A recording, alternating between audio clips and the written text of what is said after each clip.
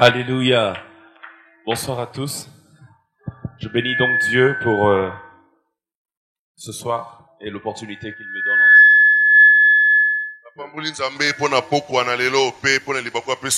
de me tenir devant vous encore.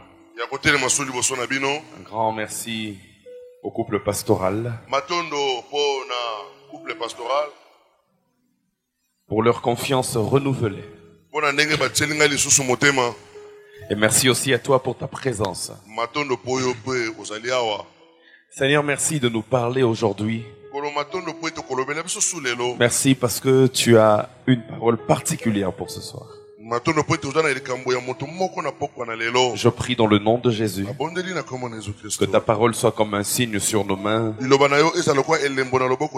comme une marque sur nos fronts. Nous prions dans le nom de Jésus que tu enseignes à quelqu'un et que tu nous communiques tes pensées.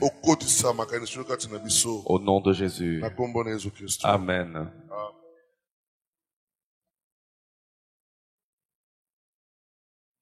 Ce soir, nous serons beaucoup dans l'Ancien Testament. Hier, alors que j'étais en train de... peu avant que je ne prie pour préparer le message,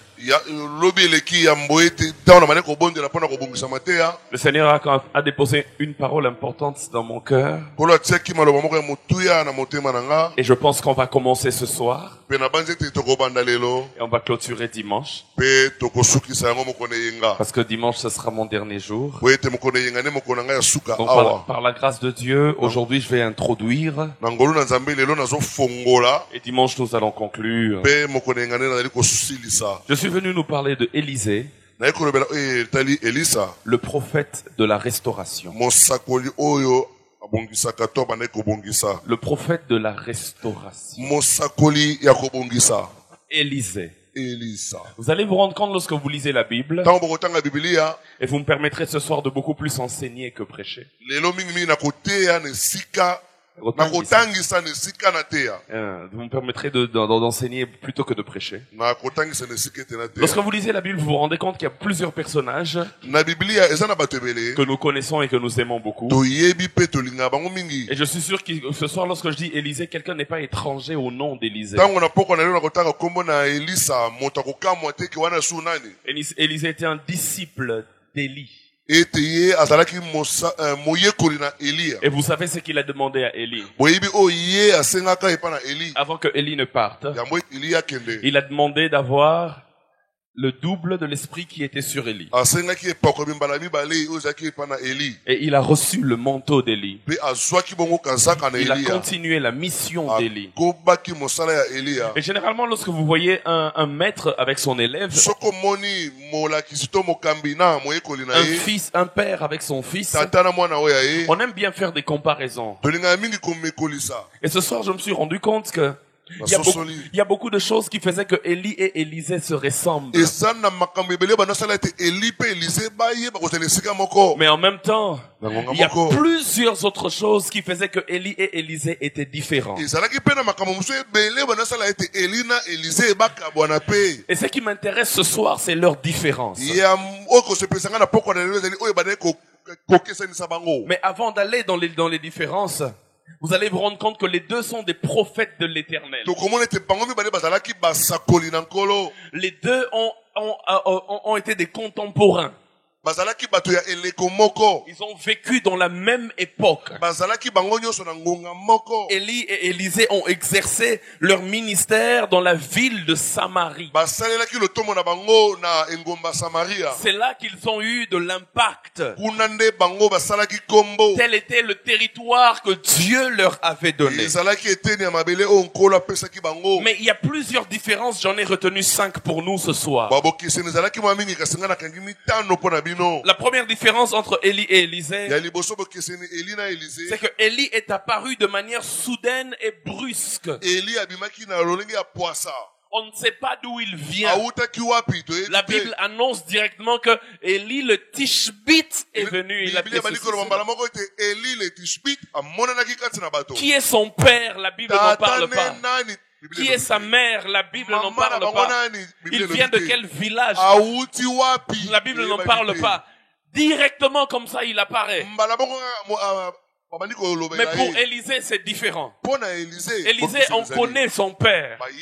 Élisée, on connaît son village. Élisée, on sait d'où il vient.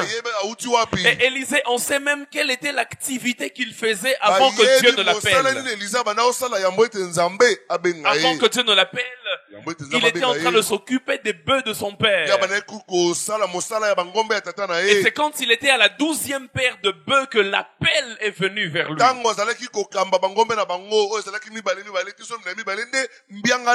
On sait d'où il vient. On sait ce qu'il faisait. On connaît son parcours. On connaît son père. On connaît sa famille. Mais Élie, c'est différent. Élie, lui, on sait rien de tout ça. On voit juste qu'il apparaît. Comment est-ce que Dieu l'a appelé? On ne sait pas. Comment est-ce que Dieu l'a oint? Qui même l'a oint? On ne sait pas. Il est juste apparu. La deuxième différence entre Élie et Élisée, c'est que le premier miracle public d'Élie était de bloquer la pluie pendant 3 ans.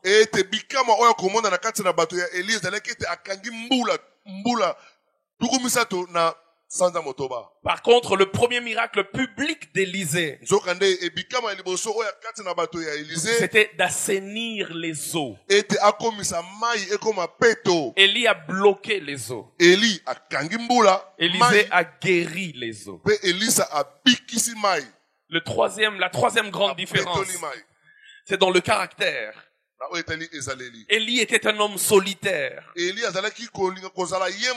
vivait seul. Mais Élisée a passé sa vie en compagnie des prophètes. Il était même le président des écoles de prophètes. La quatrième grande différence, c'est dans la manière dont ils sont morts. Élie n'est pas vraiment mort. Il a plutôt été enlevé de la terre vers le ciel dans un char de feu. Par contre, Élisée est mort vieux à cause d'une maladie. Il a même été enterré. Et vous savez même là où on l'a enterré. La cinquième des choses, c'est dans leur mission, et c'est ça qui m'intéresse ce soir. Et c'est pour cela même que je suis venu avec ce message. La cinquième des choses, c'est dans leur mission. Dans leur mission, Élie est un prophète de jugement. Prophète de destruction. Élie a fait 7 miracles. Élisée en a fait 14.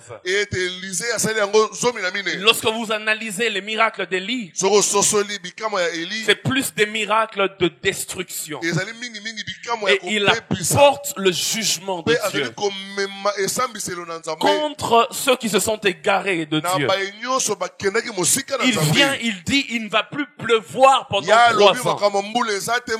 De telle sorte que même les champs sont détruits. De telle sorte que même les productions ne peuvent pas donner comme ça devait donner. Parce qu'il y a sécheresse dans le pays. Destruction. Mais Élisée, lui, quand il est venu, Dieu l'a utilisé comme un prophète de la grâce et de la restauration. La plupart des miracles d'Élisée étaient des miracles de restauration. Un jour, les fils des prophètes étaient en train de manger, mais la nourriture n'était pas saine. Ils disent à Élisée, il dit, Seigneur, la mort est dans le pot. La Bible déclare qu'Élisée a pris la farine. Il a jeté la farine dans la nourriture. Et la nourriture est redevenue saine.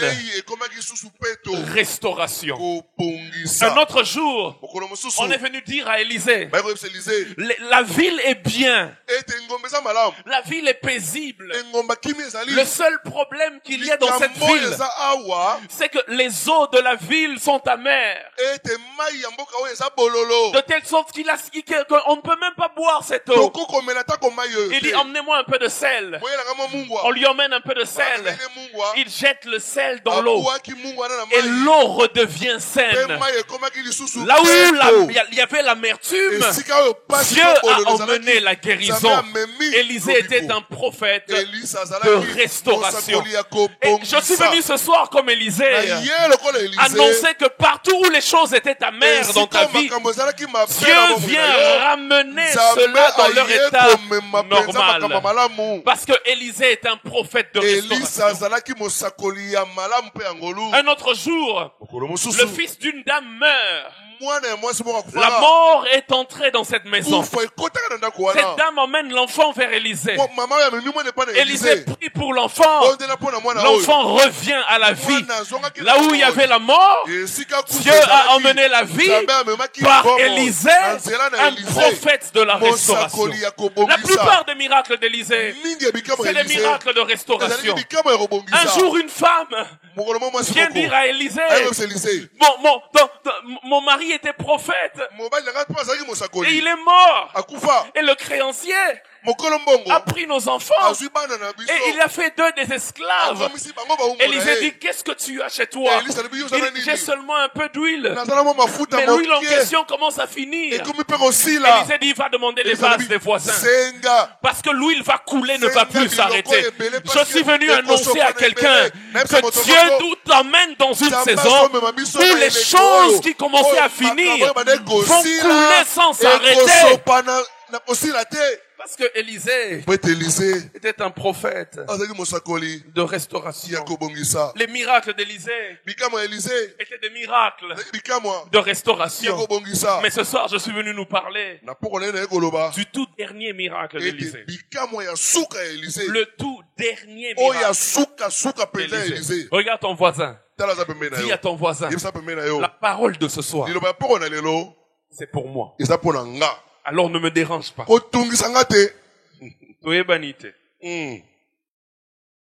tout dernier miracle d'Élie. Élie est mort, il est parti. Élie a été plutôt enlevé, il est parti. Il a remis le manteau à Élisée. Et quand il remet le manteau à Élisée, la Bible déclare que Élisée commence à faire les miracles.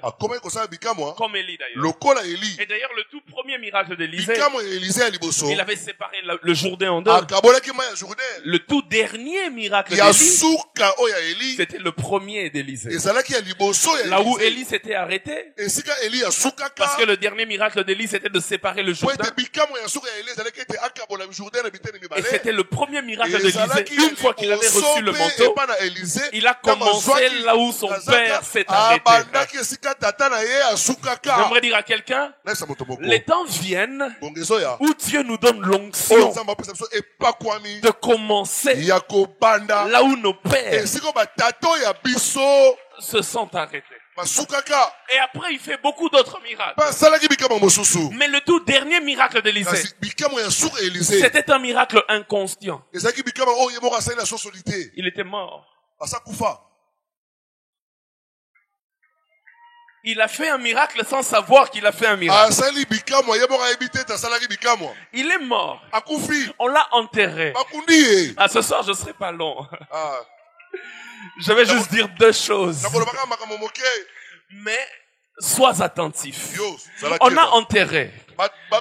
Imaginez que là, c'est la tombe d'Élisée. On l'a enterré là-bas. La Bible déclare que les os d'Élisée étaient placés là-bas. C'est-à-dire qu'à Polikoutu, et ses os ont été laissés là-bas. Il n'y avait plus de chair. Mais non, la Bible dit ce jour-là, on allait enterrer un mort. On a pris un mort. On est en train d'aller l'enterrer. J'aimerais dire à quelqu'un, il est possible que dans ta vie, certaines situations ont été frappées par la mort. Ah, je connais un autre mort qu'on était aussi en train d'aller enterrer. La Bible déclare que ce mort-là, il était le fils unique d'une veuve. Mais ce que j'aime, c'est que le fils unique de cette femme a rencontré ce jour-là le fils unique de Dieu. D'un côté, il y avait le fils unique d'une mère. De l'autre côté, il y avait le fils unique d'un père. Le cortège de la mort a rencontré le cortège de la vie. Et la Bible déclare que ce jour-là, Jésus-Christ a touché le cercueil. Il a dit à cet enfant qui était mort, relève-toi d'entre les morts. Et la Bible déclare que le mort s'est relevé. Il a même éternué. Et Jésus l'a rendu à sa mère. Je ne sais pas ce qui était mort dans ta vie, mais je suis venu t'annoncer une bonne nouvelle. Le cortège de la mort est en train de rencontrer le cortège de la vie. Et ce soir, la restauration se fait. Là où il y avait la vie, la mort revient. Mais ce que j'aime dans ce texte-là, c'est que la Bible déclare qu'il portait le mort pour aller l'enterrer. Et Jésus a ressuscité le mort. Et le mort s'est assis alors qu'on le portait. Et directement, il est devenu comme un chef coutumier. Parce qu'on m'a appris à l'école que les chefs coutumiers, on les portait dans des chipoïs comme ça. Et ils étaient assis. Celui qui était étalé dans un cercueil, il s'est assis. Le deuil est devenu une célébration. Ah, j'annonce à quelqu'un que le deuil dans ta vie va devenir une célébration. Dans le cas du dernier miracle d'Élisée, on portait aussi un mort par ses amis. On le porte. On le porte. On le porte. On le porte. La Bible déclare qu'ils arrivent vers le tombeau d'Élisée. Et là, ils apprennent. Les Syriens sont en train d'attaquer. Bazoya Kobomabino. Et eux, ils se sont dit, oh kuto mema awa. Déjà Koufina. Babome Sundeni. Bisonde toi vivant. To risqué to Koufa. La Bible déclare, ils ont jeté le mort. C'est-à-dire, dans leur peur, je suis à la place de ce mort-là. Je suis sûr qu'il est mort. Mais certainement que quelqu'un ici se dit,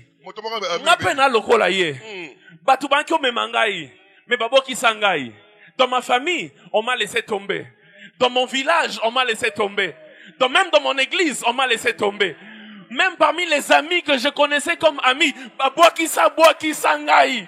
mais j'aimerais dire à quelqu'un ce soir, le plus important, ce n'est pas qu'on t'a rejeté. Le plus important, ce n'est pas qu'on t'a jeté. Mais le plus important, c'est où est-ce que tu es tombé. La Bible déclare, ce jour-là, le mort est tombé sur les eaux d'Élisée. Et la Bible dit, lorsqu'il est tombé, il est revenu à la vie et il a commencé à courir. Je suis sûr que ses amis regardent. Mais le voilà en train de courir. J'aimerais dire à quelqu'un ce soir, à cause de Jésus-Christ, à cause de l'œuvre de Jésus, même si on t'avait laissé tomber, tu es tombé entre les mains de Dieu. J'aimerais dire ici, il y a plus grand qu'Élisée. Parce que ici, il y a Jésus-Christ de Nazareth. On a voulu te faire du mal, mais Dieu l'a transformé en bien. Il tombe sur les eaux d'Élisée. Oh, mais on m'a laissé tomber. Oh, mais comment on m'a laissé tomber? Oui, mais où est-ce que tu es tombé? Je ne suis pas tombé dans un désert. Je ne suis pas tombé je ne sais pas où. Mais la Bible déclare que les enfants de Dieu sont entre les mains de Dieu. Lorsqu'ils m'ont laissé tomber, ils m'ont laissé tomber entre les mains de Dieu. Entre les mains du potier. Entre les mains de celui qui peut donner la forme. Et bizarrement, le mort, lorsqu'il revient à la vie, quand il est revenu à la vie, la Bible dit qu'il a commencé à courir. Il n'a même pas marché. Est-ce que je parle à quelqu'un? La Bible dit qu'il a couru. Normalement, quand tu es mort, les médecins sont là, peuvent nous dire. Même quand tu reviens à la vie, normalement, il faut réapprendre à marcher. Petit à petit. Le temps que la vie entre bien dans ton corps, tu réapprends certaines choses. Mais ce jour-là, il n'a même pas à Angulumi. Oh, à Tamboli. À Bandimbango. Je ne sais pas pourquoi ça revient souvent. Dans les 3 jours qu'on a passés, c'est beaucoup revenu. Mais Dieu insiste dans mon cœur que les temps sont arrivés où il va donner à quelqu'un de la vitesse. Là où les gens attendaient que tu marches, ils vont être surpris de te voir en train de courir. Parce que Dieu a jugé bon de donner à la vie de quelqu'un de la vitesse. J'annonce comme un prophète de la restauration, comme un prophète venu de Dieu. Après ce temps de prière, la destinée de quelqu'un va avoir de la vitesse. Je suis en train d'annoncer cela. Et vous saurez qu'un prophète était passé par ici. Après ce temps de prière, Dieu me dit la vie de quelqu'un va prendre de la vitesse. Le prophète de la restauration. Même son dernier miracle était un miracle de restauration. Tout à l'heure, alors que je préparais ce message, Dieu m'a donné 2 paroles pour quelqu'un. Mais ça sera pour ce dimanche. Toujours sur la vie d'Élisée. 2 choses que Dieu veut faire dans la vie de quelqu'un. Il m'a dit ça, tu en parleras dimanche. Je suis juste venu ouvrir le terrain pour dire le temps de la grâce est arrivé. Le temps de la destruction est passé. Le ministère de la destruction d'Élie est passé. Et maintenant le ministère de la restauration d'Élisée est venu. Dieu est en train de dire à quelqu'un, je restaure toutes choses. Je restaure toutes choses. Je restaure toutes choses. Regarde ton voisin, dis-lui, Dieu restaure toutes choses. Regarde l'autre voisin, dis-lui, Dieu restaure toutes choses. On l'a laissé tomber. Mais il est tombé au bon endroit. Joseph avait compris ces choses. Il dit, vous aviez prévu de me faire du mal. Mais Dieu l'a changé en bien. Je prie que Dieu change certaines choses, qu'il les tourne en bien pour toi au nom de Jésus. Et Paul aussi comprenait ça. Il a compris qu'il ne faut pas se plaindre dans la vie. De tout ce qui t'arrive, il ne faut pas te plaindre. Il dit parce que toute chose concourt au bien de ceux qui aiment Dieu. Même quand on t'a laissé tomber là. Maintenant, imaginez qu'on ne l'avait pas laissé tomber.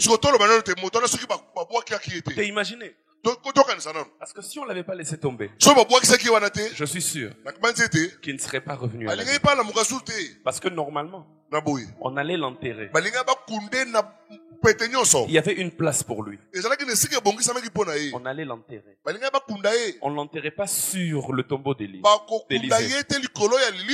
On l'enterrait dans son propre tombeau. Mais c'est parce que les gens les ont attaqués qu'en le laissant tomber, J'aimerais dire à quelqu'un, parfois mutema malamu ya batu ememaka yo na liwa. Mais mutema mabe na bango ndenge babokisela yo wana nde ememi yo nde. Gloire au Seigneur. Oui. Na motema malamu na bango balinga nde bakunda na bango yo. Na motema malamu baleli bameli café, vie, paix et sili. Mais na motema na bango wana babiki etotika na biso ye parce que nous on est vivants ba ebite que Nzamba récupérer nde ma solo. Nzamba récupérer ma solo. Et aujourd'hui, Dieu va changer certaines choses. Ça me rappelle une histoire dans la Bible. La Bible déclare qu'on devait tuer un des rois. Comment s'appelle encore ce roi que le prophète Élie avait fait souffrir, comme ça? Akab. La Bible dit, il prend Jéroboam. Il s'allie avec Jéroboam pour aller récupérer certaines terres.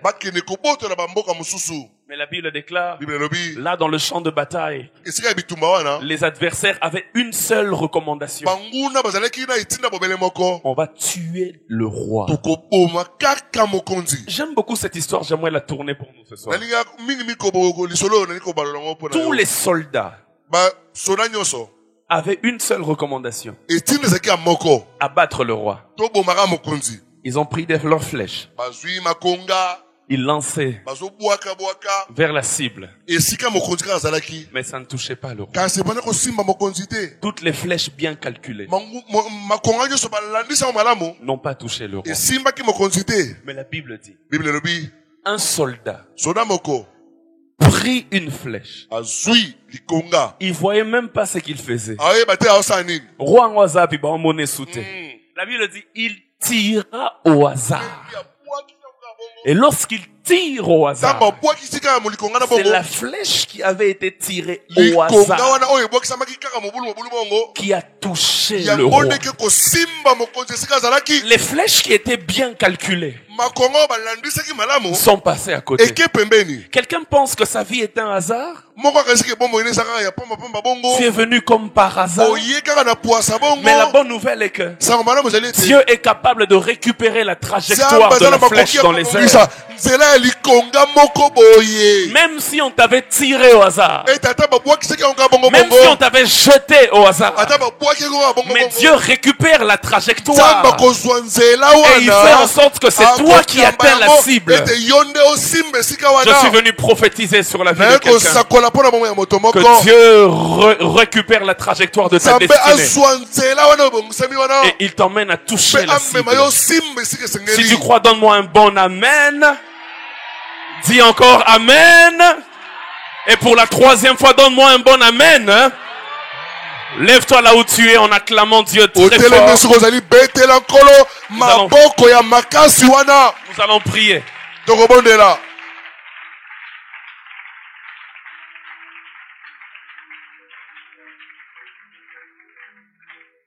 Nous allons prier en deux directions. La première direction, tu vas déclarer une chose qu'on a déclarée depuis le début. Depuis le début de ces assises, il y a une prière qui revient. Tous les orateurs sont revenus dessus. Et même dans nos sessions de prière, on est revenu dessus. Puisque nous sommes dans un temps de restauration,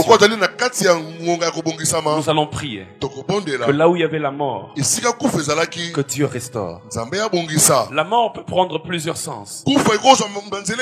La mort financière, spirituelle, dans tes relations, dans ton mariage, mais partout où il y avait la mort, nous allons prier que Dieu emmène la restauration.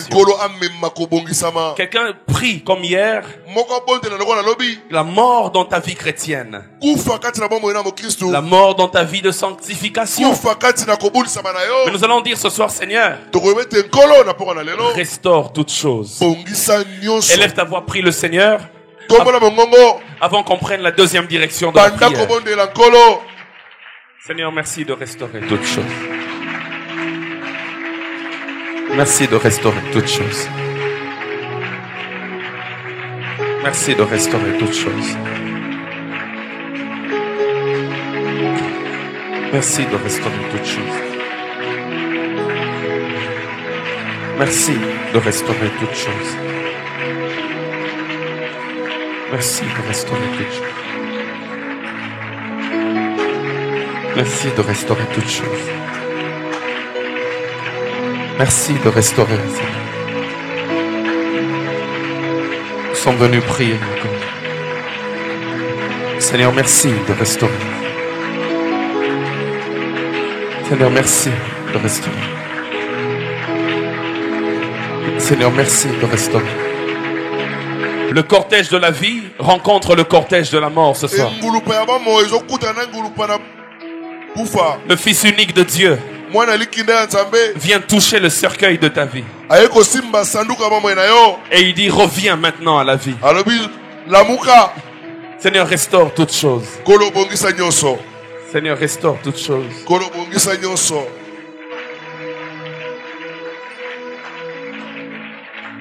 Seigneur, restaure toutes choses. Dans ma vie, je t'en prie, Seigneur. Dieu restaure la vie de prière de quelqu'un. La vie de prière de quelqu'un. Quelqu'un qui ne prie plus comme avant. Seigneur, restaure toutes choses. Au nom de Jésus. Prie le Seigneur, prie le Seigneur. Prie le Seigneur, prie le Seigneur. Prie le Seigneur.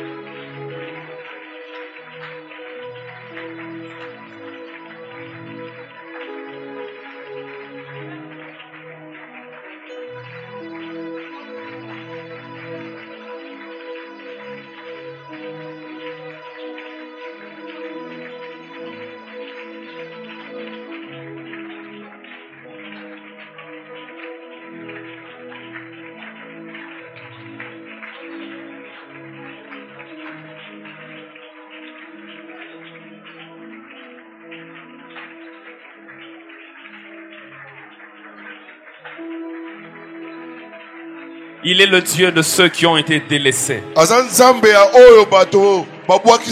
Il est le Dieu de ceux qui ont été jetés.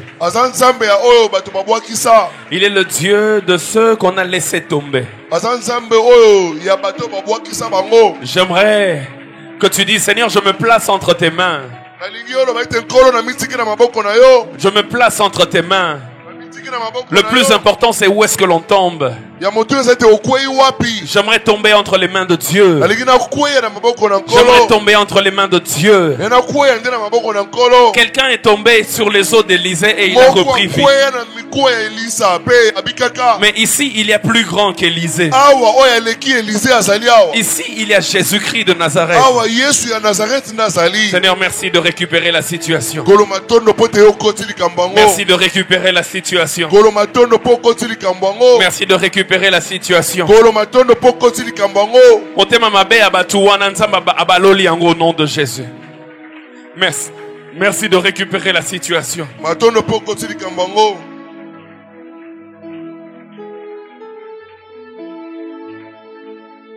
On va prendre la deuxième direction de la prière.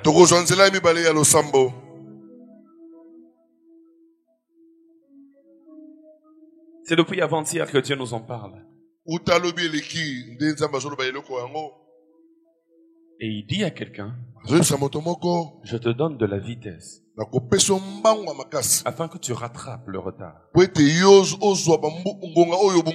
Un peu comme cet homme qui est tombé sur les eaux d'Élisée et qui a commencé à courir. Lorsque la restauration de sa vie est arrivée, la vitesse lui a été donnée.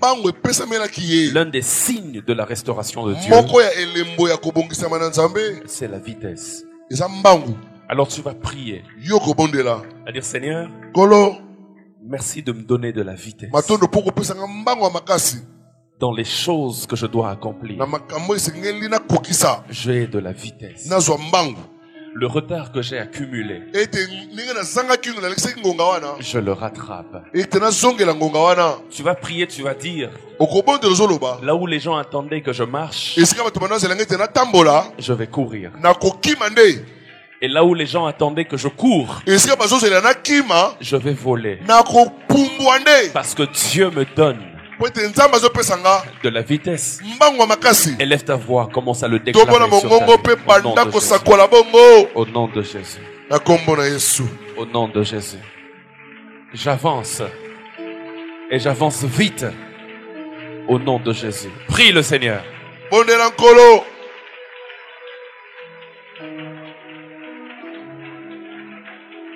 Tu pries pour ta vie? Tu pries pour ton ministère? Tu pries pour ta famille? Tu pries pour tes affaires?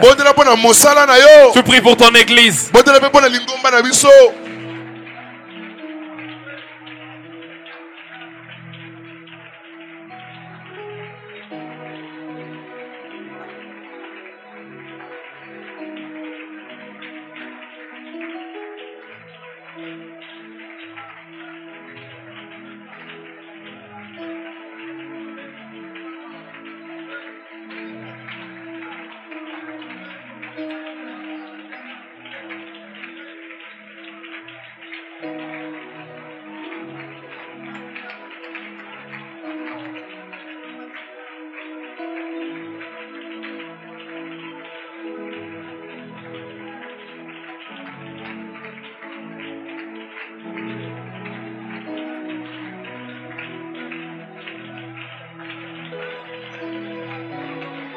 Il y a un dossier qui est en train de traîner quelque part. Depuis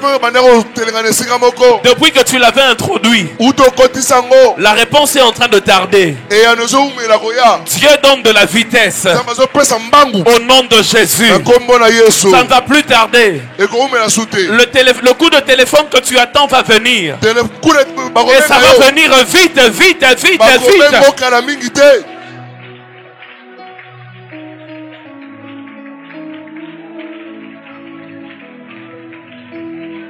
Il y a un financement que tu attendais. Il y a un financement pour un projet que tu attendais. Mais ça traîne beaucoup. Il y a beaucoup de promesses qu'on te donne. Mais il y a peu de réalisation. Dieu donne de la vitesse. Je dis Dieu donne de la vitesse. Je dis Dieu donne de la vitesse. Je dis Dieu donne de la vitesse. Ce que tu devais recevoir dans 5 ans, tu l'auras dans 5 mois au nom de Jésus. Ce que tu devais recevoir dans 5 semaines, tu l'auras dans 5 jours au nom de Jésus. Parce que Dieu donne de la vitesse. Déclare-le sur ta vie. L'onction de la vitesse. L'onction de la vitesse.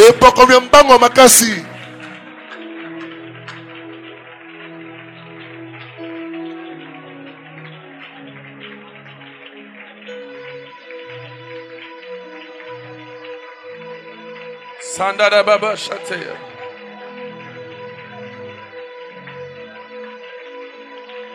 Shododoboko Shitara Babash.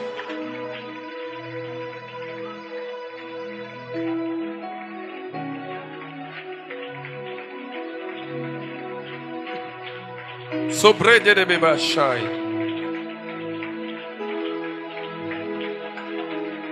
Shakate de Baita. Nada Babash.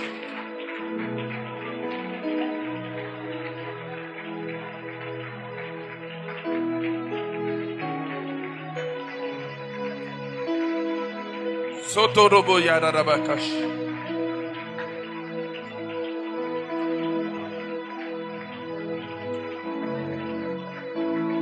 Écoutez cette parole de Dieu.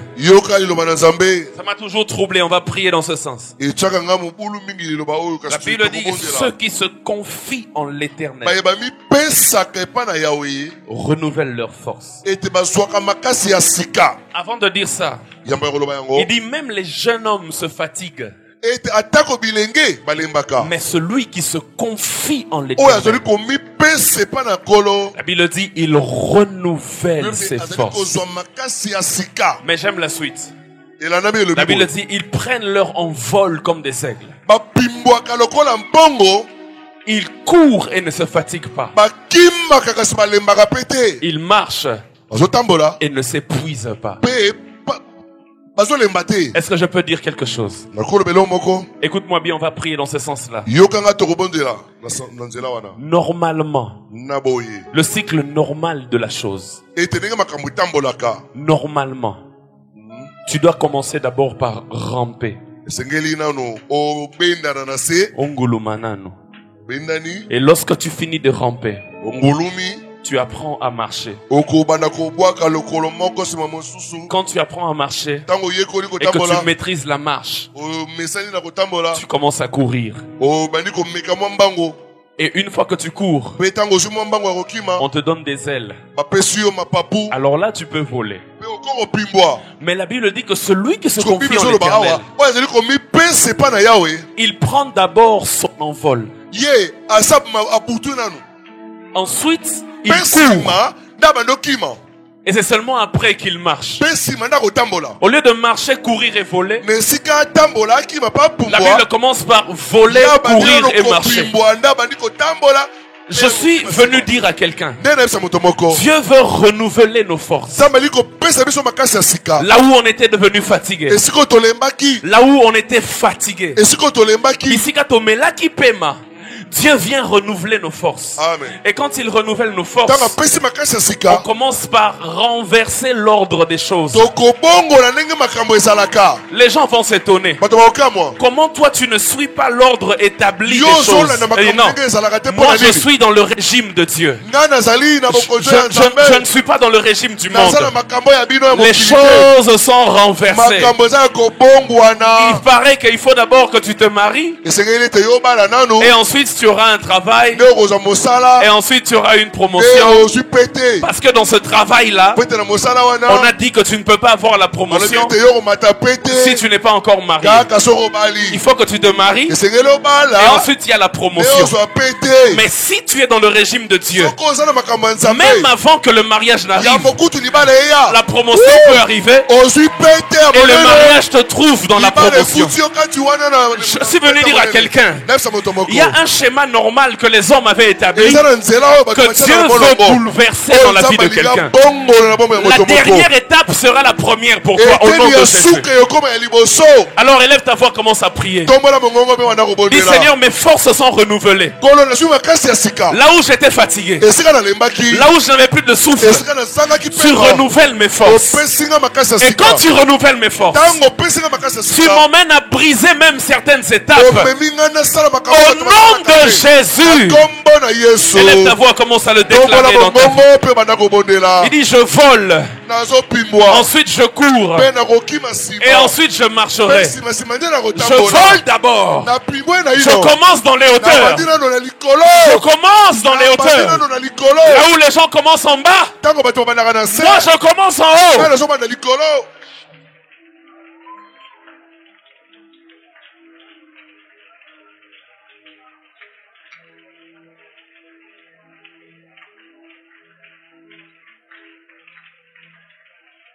Parce que je me confie en toi. Parce que je me confie en toi. Parce que je me confie en toi.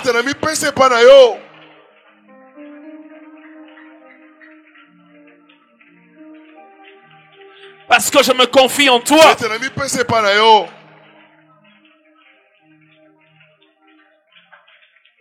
Parce que je me confie en toi. Ils prennent leur envol comme de l'aigle. Ils prennent leur envol comme de l'aigle. Déclare que tu prends ton envol. Déclare que tu prends ton envol. Certaines choses, tu les regarderas de haut. Certaines choses, tu les regarderas de haut. Parce que tu prends ton envol. Parce que tu prends ton envol. Je déclare dans ta vie que tu prends ton envol. Dans ton ministère, tu prends ton envol. Ils prennent leur envol comme des aigles.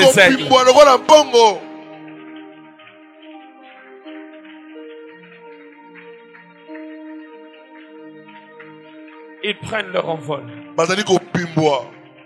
Ils prennent leur envol. Ils prennent leur envol. Comme des aigles. Comme des aigles. Kajadadabakasha. Kazadadabakashata. Karababashata. Lorsque la restauration est venue dans la vie de Joseph, alors qu'on l'avait vendu et qu'on l'avait même accusé faussement par la femme de Potiphar, mais lorsque la restauration est venue, Dieu a donné à quelqu'un un songe. Et Joseph avait le don d'interpréter les songes. Dieu a créé un besoin de telle sorte que seul Joseph avait la solution à ce besoin. Et quand il a exploité le don qu'il avait, sa souffrance aussi a pris fin. Il a interprété le rêve. Et la restauration dans sa vie aussi. Dieu m'a dit de dire à quelqu'un, la restauration dans ta vie passera par l'exercice de tes dons.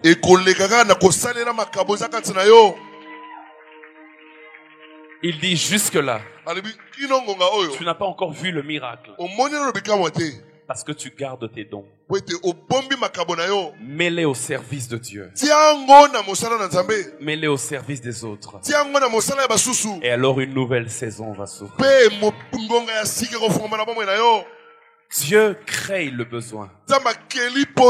Et il a mis la solution en toi. Mais le besoin est autour de toi. Et quand tu donnes la solution au besoin par le don que Dieu a mis en toi, tu verras, même dans cette église, que Dieu va t'élever. Même dans ton travail, Dieu va t'élever. Même dans tout ce que tu fais, Dieu va t'élever. Parce que tu as pu mettre ton don au service. Alors quelqu'un va prier ce soir dans cette dernière direction. Seigneur, je te prie au nom de Jésus. Donne-moi des opportunités d'exercer ce que tu as mis au-dedans de moi. Parce que je peux avoir le don d'interpréter les rêves. Je peux avoir le don d'interpréter les rêves. Mais si personne n'a un rêve, comment je vais exercer mon don? Alors que Dieu crée le besoin et que toi tu deviennes incontournable. Au nom de Jésus, qu'il crée des opportunités. Et c'est comme ça que la restauration arrivera. Élève ta voix, commence à le déclarer. Le Seigneur crée les opportunités pour moi. Seigneur crée des opportunités pour moi. Seigneur crée des opportunités pour moi. Là où je suis, là où je travaille, Seigneur, crée des opportunités. Qu'on se rende compte que pour des temps comme ceci, pour des temps comme ceci, la solution est en Joseph. Pour des temps comme ceci, il faut que ce soit seulement Joseph. Dieu crée des opportunités. Et c'est lorsque les opportunités sont créées que la restauration arrive dans ta vie. Dans le nom de Jésus, qu'il crée des opportunités pour toi. Dans le nom de Jésus, qu'il ouvre des portes pour toi. Dans le nom de Jésus, dans le nom de Jésus, dans le nom de Jésus, et que tout le monde sache que dans ce temps-ci, il faut ce qu'il y a dans Joseph. Il faut ce qu'il y a dans ma sœur. Au nom de Jésus, que les dons au-delà de toi puissent éclore. Au nom de Jésus-Christ. Au nom de Jésus-Christ.